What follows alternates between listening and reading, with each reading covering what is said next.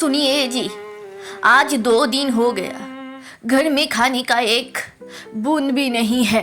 खुद का तो छोड़िए, लेकिन भगवान को जो भूख लगाई उसके लिए भी कुछ नहीं है।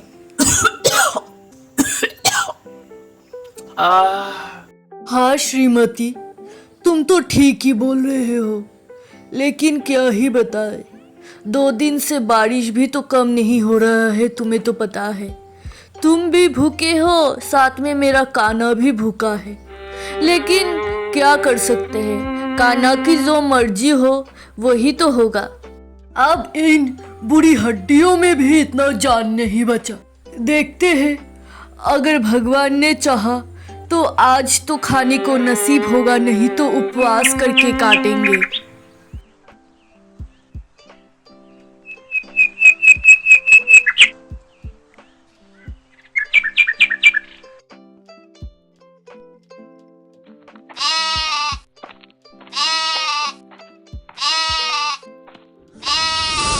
भिक्षाम देही, घर में कोई है क्या?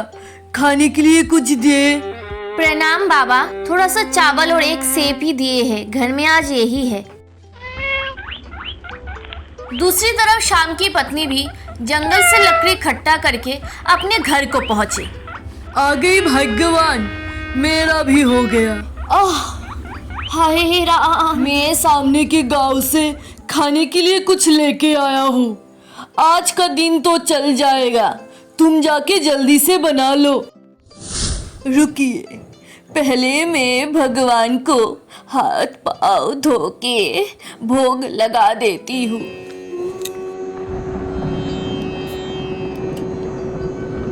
चलो भगवान, मुझे भी अभी खाना दे दो, दोनों मिलके खा लेते हैं। क्या जीवन है हमारा, 2 दिन खाना खाओ, 1 दिन नहीं।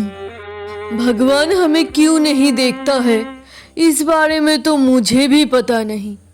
दोनों ही रात को खाना खा के सो जाते हैं।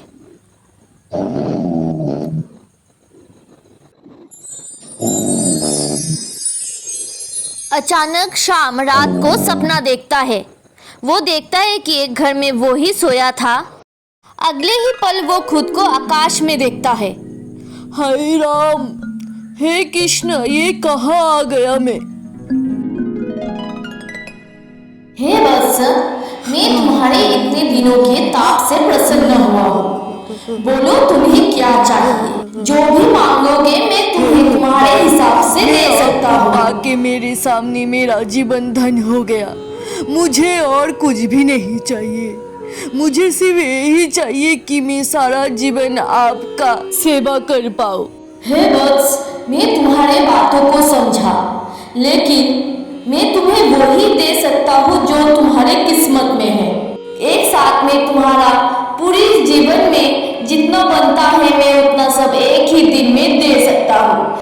तुम्हारा जितना जीवन बचा है उसमें तुम्हारा सिर्फ एक ही स्वर्ण का मुद्रा होता है। मैं तुम्हें ये दे देता हूँ, लेकिन अगले दिन से तुम्हें कुछ भी नहीं मिलेगा। सोच समझकर ही खर्च करना, ये तुम्हारे बाकी जीवन का मूल्य है। धन्यवाद भगवान, धन्यवाद। शाम को एक सोने का सिक्का देके भगवान श्री कृष्ण उधर से अदृश्य हो जाते हैं। अगली सुबह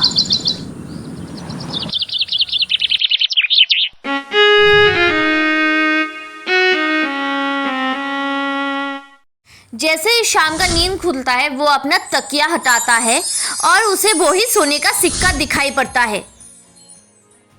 भगवान, भगवान, देखो देखो भगवान ने हमको क्या दिया है। भगवान है, कहाँ से लेके आए हैं ये सोने का सिक्का आप? हे स्वामी, ये सोना है क्या?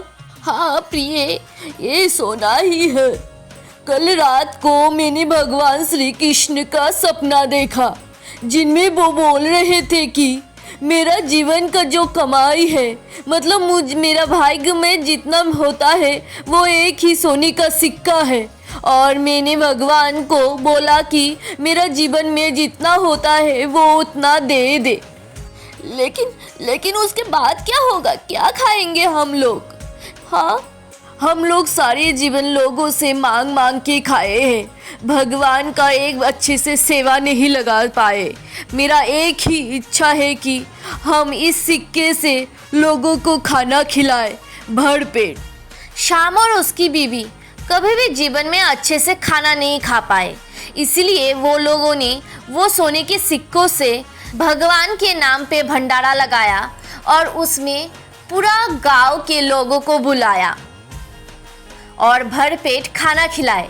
ऐसा खाना देखो श्याम और उसकी बीवी की मन कितना बड़ा है, भगवान उनको सुखी रखे। श्याम और उसकी बीवी भंडारा लगा के बड़े चैन से रात को सोए।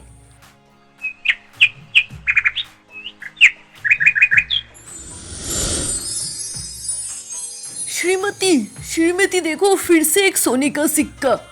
ए भगवान, आपने हमारी किस्मत इतना अच्छा लिखा है, ये तो हमको पता ही नहीं था।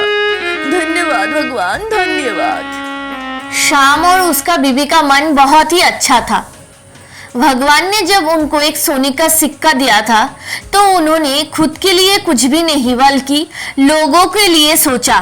खुद कभी भी भरपेट खाना नहीं खा पाए, लेकिन जब उनको भगवान ने मौका दिया तो उन्होंने अपने से पहले लोगों के बारे में सोचा। उस दिन से जब भी शाम नींद से सुबह को उठता, उसको अपने तकिए के नीचे एक सोने का सिक्का मिलता। जीव में ही भगवान बसते हैं, ये बात शाम और उसकी बीवी को पता था। उस दिन से शाम को कभी भी खाने का तकलीफ नहीं हुआ। ऐसे ही वीडियो के लिए please subscribe, like and share.